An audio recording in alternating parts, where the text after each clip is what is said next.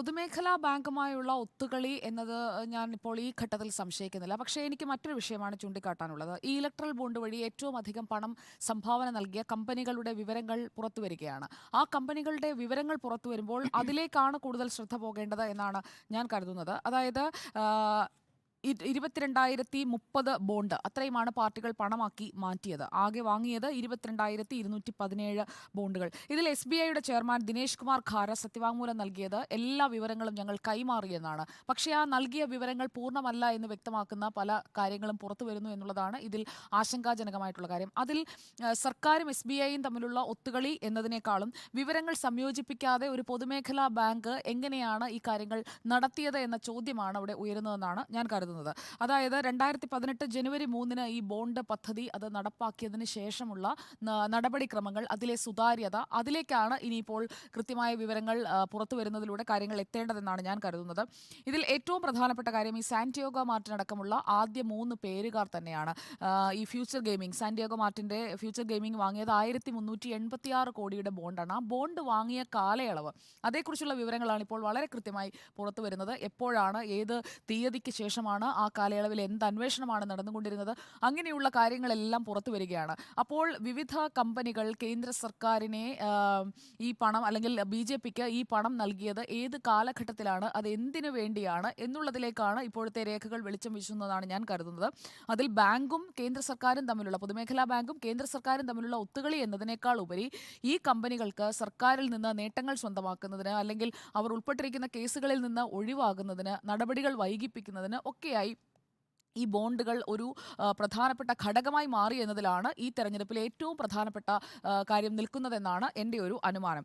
കാരണം കള്ളപ്പണം വെളുപ്പിക്കൽ കേസിൽ അന്വേഷണം നേരിടുന്ന കമ്പനി അടക്കം ഈ ബോണ്ടുകൾ വാങ്ങിക്കൂട്ടുകയാണ്. 1-2 രൂപയ്ക്കല്ല, 1386 കോടി രൂപയുടെ ബോണ്ട് വാങ്ങുന്ന കമ്പനി 2019 തുടക്കത്തിലെ കള്ളപ്പണം വെളുപ്പിക്കൽ കേസിൽ അന്വേഷണം നേരിടുന്ന ഈ ഫ്യൂച്ചർ ഗെയിമിംഗ് സാന്റിയാഗോ മാർട്ടിൻ്റെ കമ്പനിയാണ്.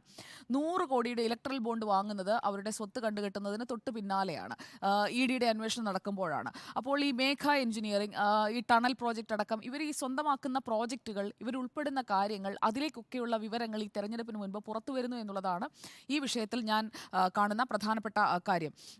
അതുപോലെ തന്നെ ഈ സാന്റിയാഗോ മാർട്ടിൻ ഈ ഇലക്ട്രൽ ബോണ്ടുകൾ വാങ്ങിക്കൂട്ടുന്നത് ഇതിൽ നിന്ന് രക്ഷപ്പെടാനാണ്. സാന്റിയാഗോ മാർട്ടിൻ അറിയാമല്ലോ, ദേശാഭിമാനി കണക്ഷനൊക്കെ അടക്കമുള്ള കാര്യങ്ങൾ ഒരു കാലഘട്ടത്തിൽ നമ്മളേറെ ചർച്ച ചെയ്തതാണ്. അപ്പോൾ എവിടെയും അധികാരത്തിൽ ഉള്ളവരെ സ്വാധീനിക്കാൻ വേണ്ടി ഈ പണമിറക്കി കളിക്കുന്ന സാന്റിയാഗോ മാർട്ടിൻ ഈ കാര്യത്തിലും അങ്ങനെ തന്നെ ഉൾപ്പെട്ടിരിക്കുന്നു എന്നുള്ളതാണ് ഇപ്പോൾ വ്യക്തമാകുന്ന കാര്യം. ഇതിൽ പാർട്ടികൾ പണമാക്കി മാറ്റിയതിൻ്റെ കണക്കെടുത്ത് നോക്കുമ്പോൾ BRS അടക്കമുള്ള മറ്റു പാർട്ടികളും ഇതേപോലെ തന്നെ വിവിധ പ്രോജക്റ്റുകൾ കൊടുക്കുന്ന കാര്യത്തിലായാലും ഒക്കെ ഈ ബോണ്ട് ഒരു ആയുധമായി അവിടെ നിൽക്കുകയാണ്. അതായത് കൃത്യമായി പണം നൽകുന്നു, അതേസമയം നമ്മൾ നേരത്തെ കരുതിയിരുന്നത് അദാനിയുടേതൊക്കെ പേരുകൾ പുറത്തു വരുന്നു, അല്ലെങ്കിൽ അദാനിയാണ് ഏറ്റവും വലിയ പവർ സോഴ്സായി നിൽക്കുന്നത്. പക്ഷേ ആ ഒരു ഡീലിൻ്റെ ഒരറ്റത്തേക്ക് പോലും ചെന്ന് തൊടുന്നില്ല എന്നുള്ളതാണ്. 2018-2019 ഇല്ല. അതായത് ഇങ്ങനെ ഈ ഒരു ചെന്ന് അവരിലേക്ക് എത്താൻ കഴിയുന്ന രീതിയിൽ ഒന്നും വരുന്നില്ല ഈ കണക്കുകളിൽ ഒരിടത്തും. അതായത് 22,217 ബോണ്ടുകൾ വാങ്ങുന്നു, അതിൽ ഈ കാലപരിധി കഴിഞ്ഞപ്പോൾ കുറെ എണ്ണം ദുരിതാശ്വാസ നിധിയിലേക്ക് പോവുകയാണ്. 22,030 ബോണ്ടുകൾ മാത്രമാണ് പാർട്ടികൾ പണമാക്കി മാറ്റിയത്. അപ്പോൾ ഈ 1368 കോടിയുടെ സാന്റിയാഗോ മാർട്ടിൻ്റെ ബോണ്ടുകളെ കുറിച്ചാണ് ഏറ്റവും കൂടുതൽ ഇപ്പോൾ വാർത്തകൾ വന്നുകൊണ്ടിരിക്കുന്നത്. നമ്മൾ ഏത് പ്ലാറ്റ്ഫോം എടുത്ത് നോക്കിയാലും ഫോക്കസ് എന്ന് പറയുന്നത് ഈ 3 കമ്പനികളിലേക്കാണ്. അപ്പോൾ അദാനി എന്ന പേര് അവിടേക്ക് ആ ഒരിടത്തേക്കും കണക്ട് ചെയ്യാൻ കഴിയും. അതാ ഞാൻ പറഞ്ഞു, 2018 മുതൽ 2019 വരെയുള്ള 2500 കോടിയുടെ വിവരങ്ങൾ പുറത്തു വിട്ടിട്ടില്ല. അപ്പോൾ അദാനി അംബാനി ഉണ്ടോ എന്നുള്ള കാര്യം നമുക്ക് അതുകൂടെ പറയാൻ പറ്റില്ല. ഞാനതാണ് സർ, അതായത് ഈ പെൻഡ്രൈവിലാക്കിയാണല്ലോ വിവരങ്ങൾ കൊടുത്തത്. ഇപ്പോൾ പുറത്തു വരുന്ന വിവരങ്ങൾ, ആ വിവരങ്ങളിലേക്ക് മാത്രം ഫോക്കസ് പോകുന്നുണ്ടോ എന്നുള്ളത് ഞാൻ ഉദ്ദേശിക്കുന്ന ചോദ്യം അതാണ്. അതായത് ഈ ലോട്ടറി കമ്പനിയായ ഫ്യൂച്ചർ ഗെയിമിംഗ്, മേഘ എഞ്ചിനീയറിംഗ്, ഖനന ഭീമന്മാരായ വേദാന്ത ലിമിറ്റഡ്, ഈ 3 സ്ഥാപനങ്ങളെ, അല്ലെങ്കിൽ ഈ 3 കമ്പനി ഉടമകളെയാണ് ഇപ്പോൾ പ്രധാനമായും എടുത്തു കാട്ടുന്നത്. ഏത് മാധ്യമം എടുത്തു നോക്കിക്കഴിഞ്ഞാലും അതിലേക്ക് മാത്രമാണ് ഈ ശ്രദ്ധ പോകുന്നത്. പിന്നെ SBI സമർപ്പിച്ച കണക്കുകളിൽ ഇതിലിപ്പോൾ ഒത്തുകളി എന്നുള്ളതിനേക്കാൾ കണക്കുകളിൽ പൊരുത്തക്കേടുണ്ട് എന്നുള്ള ഒരു കാര്യമാണ് ഇപ്പോൾ ഏറ്റവും ശ്രദ്ധേയമായി നിൽക്കുന്നത് എന്നാണ് ഞാൻ കരുതുന്നത്. EDയെ മുന്നിൽ നിർത്തിക്കൊണ്ട് ഈ ഇലക്ട്രൽ ബോണ്ട് സ്വീകരിക്കുന്ന ഒരു സമീപനം ഉണ്ടായിട്ടുണ്ടോ, അതിലേക്കാണ് ഇനിയിപ്പോൾ കാര്യങ്ങൾ പുറത്തു വരുന്നതിലൂടെ കുറച്ചുകൂടി ഒരു ക്ലാരിറ്റി വരേണ്ടതുണ്ട്. ഈ ക്വിക്ക് സപ്ലൈ ചെയിൻ എന്നുള്ള കമ്പനി റിലയൻസുമായി ബന്ധമുള്ള അത് അവർ നിഷേധിച്ചിട്ടുമുണ്ട്. അതായത് ഞങ്ങളുടെ ഒരു സഹോദര സ്ഥാപനമാണ് എന്ന ആരോപണം ഉയരുന്നു, അത് റിലയൻസ് നിഷേധിക്കുകയാണ്. അതാണ് ഞാൻ പറഞ്ഞത്, ഡയറക്റ്റ് ആയിട്ട് രാഹുൽ ഗാന്ധിയും അതുപോലെ തന്നെ ഇടതുപക്ഷവും സീതാറാം യെച്ചൂരിയും ഒക്കെ ആവർത്തിച്ച് പറഞ്ഞുകൊണ്ടിരുന്നത് എന്താണ്? സ്വതന്ത്ര ഇന്ത്യ കണ്ട ഏറ്റവും വലിയ കുംഭകോണമാണ്, അദാനിമാരെ സഹായിക്കുന്നു. പക്ഷെ അദാനിയും അംബാനിയൊന്നും ഇല്ലല്ലോ.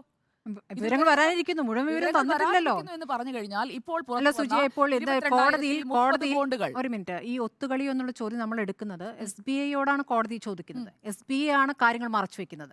അപ്പോൾ കാര്യങ്ങൾ മറച്ചു വെച്ചു എന്ന് മാത്രമല്ല, കേന്ദ്ര സർക്കാർ ആണ് എന്ന് എങ്ങനെ സ്ഥാപിക്കാൻ കഴിയുമെന്നുള്ള വളരെ വളരെ ലൈറ്റ് ആയിട്ടുള്ള ഒരു ചോദ്യത്തിനെങ്കിലും ഉത്തരം പറയൂ. അതായത് SBIക്ക് അവർ കൊടുക്കുന്ന രേഖകളിൽ പൊരുത്തക്കേടുണ്ട്, അത് നമുക്ക് ആരോപിക്കാം. ആ പൊരുത്തക്കേട് അവർ വ്യക്തമാക്കണം. അതിന് പിന്നിൽ കേന്ദ്ര സർക്കാരാണെന്ന് ആട്രിബ്യൂട്ട് ചെയ്യാൻ തിരഞ്ഞെടുപ്പ് കഴിഞ്ഞ ശേഷം മാത്രം മതി. അത്രയും സാവകാശമാണ് ആവശ്യപ്പെട്ടത്. ജൂൺ 30 വരെ സാവകാശം ആവശ്യപ്പെടുകയാണ്. അപ്പോൾ തിരഞ്ഞെടുപ്പിന്റെ സമയത്ത് ഇത് കാര്യങ്ങൾ പുറത്തു വരാതിരിക്കാനുള്ള ശ്രമം SBI നടത്തുമ്പോൾ അത് ആരെ സഹായിക്കാനാണ്? തെരഞ്ഞെടുപ്പിന്റെ സമയത്ത് പുറത്തു വരുന്നില്ല, അല്ലെങ്കിൽ ഇപ്പോൾ പുറത്തു വരുന്നില്ല, തെരഞ്ഞെടുപ്പ് കഴിഞ്ഞ് ഇതേ പാർട്ടി തന്നെയല്ലേ അധികാരത്തിൽ വരാൻ പോകുന്നത്, അപ്പോൾ ഒട്ടും പുറത്തു വരില്ലല്ലോ. അങ്ങനെയാണെങ്കിൽ ആ വാദം, ആ ഒരു അസംഷൻ എടുക്കുകയാണെങ്കിൽ അത് അങ്ങനെയാണെങ്കിൽ അങ്ങനെ പുറത്തു വരികയില്ല എന്ന് സ്ഥാപിക്കേണ്ടി വരും. ഇവിടെ എന്താണ് കണ്ടെത്തേണ്ടിയിരുന്നത്? ഈ ബോണ്ടുകളുടെ വിവരങ്ങൾ പുറത്തുവിടണമെന്ന് ആവശ്യപ്പെട്ടതിലൂടെ, ആവർത്തിച്ച് അറിയാനിരുന്നത് എന്താണ്? അദാനി എത്ര ബോണ്ട് വാങ്ങി, അദാനി എത്ര കോടി കൊടുത്തു? അദാനി 1 കോടി പോലും കൊടുത്തിട്ടില്ല. ഇപ്പൊ അദാനിയിലേക്ക് സുജയ് എന്തിനാണ് ചുരുക്കുന്നത്? 14 കമ്പനികൾ ഈ 14 കമ്പനികൾ എന്ന് പറയുന്നത് കേന്ദ്ര ഏജൻസികൾ അന്വേഷണം പ്രഖ്യാപിച്ച കമ്പനികളാണ്. മുതലാളിത്തത്തെ കുറിച്ച് നരേന്ദ്രമോദിയെ കൺട്രോൾ ചെയ്യുന്ന അദാനിയെ കുറിച്ചാണ്. ഇവിടെ അദാനി എവിടെ നിന്ന് വരുന്നേ? അദാനി ഇല്ല. അടുത്ത ഒരു വർഷത്തെ വിവരങ്ങൾ ഇനി കൊടുക്കണമല്ലോ. ഇനിയും കോടതിക്ക് വിവരങ്ങൾ നൽകേണ്ടതുണ്ടല്ലോ. അപ്പോൾ നോക്കാം നമുക്ക്. അദാനി ഇല്ല ഇതുവരെ.